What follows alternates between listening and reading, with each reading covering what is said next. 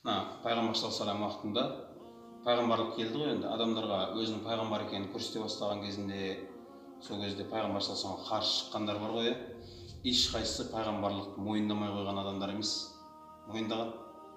Мысалы Абу Жахилдің айтқан сөзі бар ғой: мен саған ешқандай проблема жоқ менде дейді. Сен кім екеніңді білемін, сен қандай екенін. Бірақ мен сенің әкелгеніңе қарсымын дейді, Құранды.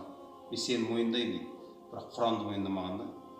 Неге десе, Құран өйткені олардың абыройларын бәрін алып қояйын деп тұр ғой. Анау харам, мынау қайтарылған нәрселер, олардың ата бабаларына құлшылық ететін тастарын бәрін құртайын деп тұр ғой.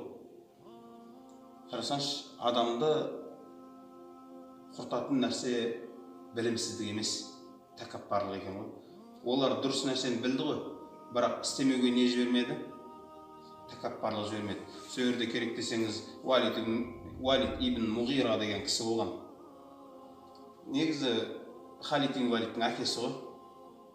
Халид ибн Валид Алланың қылышы болып кетті ғой, бірақ оның әкесі негізінен сол иман келтірмей кәпір болып өлген Уалид ибн Муғира деген кісі сол тұрып айтады ғой: мен деп өзін айтқан, мен ғой, бұл арабтардың ішінде, Құрайштың ішінде өзі абыройлы андай кісі болғанда, сол айтады: мен негізі абыройлы адаммын ғой дейді, мен ғой ол Құрайштың ішіндегі ең көсемі деп айтады.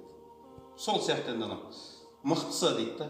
Маған түспеді ма бұл Құран деген сияқты. Неге оған түсті?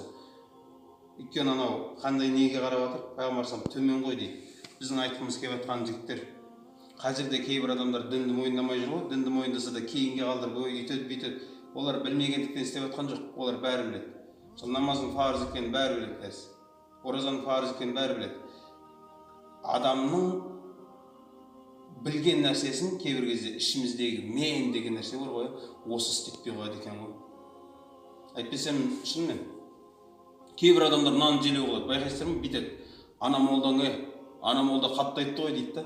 Мен айтамын да: сен жай айтып жатқан молдалар бар ғой, оның да айтқанын істеп жатқан жоқсың ғой бәрібір.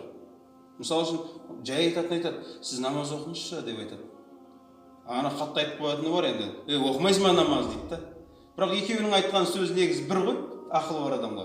Негізі ақылы бар адамға молданың керегі жоқ қой. Ақылы бар адамға Құдайды табу үшін, Алланың міндеттерін орындау үшін біз сияқты молдалардың келіп зарлап отыру шарт емес. Алла Тағала айтады: ақылы бар адамдарға мына ауа райының өзі, табиғаттың өзінде өнеге бар. Сөйтсек ағайындар, негізгі проблема білімсіздікте емес, негізгі проблема тәкаппарлықта. Кейбір адамдар біліп тұрған нәрсесін тәкаппарлықпен істей алмай қалады.